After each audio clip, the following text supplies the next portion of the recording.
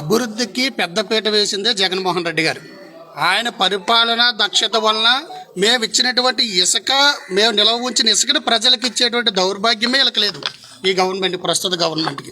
అలాంటిది మా అభివృద్ధి, మేము చేసిన పరిపాలన కోసం కామెంట్ చేసేటువంటి నైతిక బాధ్యత కూడా ఈ ప్రస్తుతం ఉన్నటువంటి గవర్నమెంట్కి లేదని మేము చెప్తున్నాం.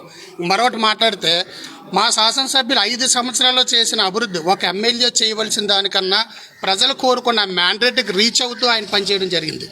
ఈరోజు ఆయన్ని ఏమి అభివృద్ధి చేయలేదు అన్నారు. 100 ఫీట్ రోడ్డుకి ఎవరు అడ్డేశారండి?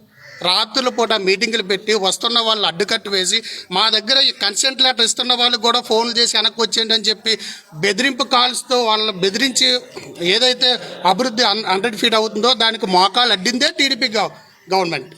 అప్పుడు ఉన్నటువంటి నాయకులు, నర్సీపట్నం టీడీపీ నాయకులు. ఈరోజు అదే నాయకులు వచ్చి మీరు అభివృద్ధి చేశారా చేయలేకపోయారని చాలా దుర్మార్గమైనటువంటి పని ఇది. ఎందుకంటే మేము వేసిన 30 ఫీట్ రోడ్డుకే మీరు కంటిన్యూ చేయలేకపోతున్నారు. మీరు వచ్చి 3 నెలలు ఏం చేశారండి అభివృద్ధి? పెన్షన్ ఇచ్చారా? పెన్షన్ ఎవరు ఇచ్చారండి? అది కంటిన్యూ ప్రాసెస్. పెన్షన్ ఎవరు ఏ గవర్నమెంట్ ఇచ్చింది కాదండి. మా జగన్మోహన్ రెడ్డి గారు 3000 ఇస్తే అందులో కేవలం 1000 రూపాయలు కలిపి మాత్రమే మీరు ఇస్తున్నారు. అంతకుమించి మీరు చేసింది ఏమీ లేదు.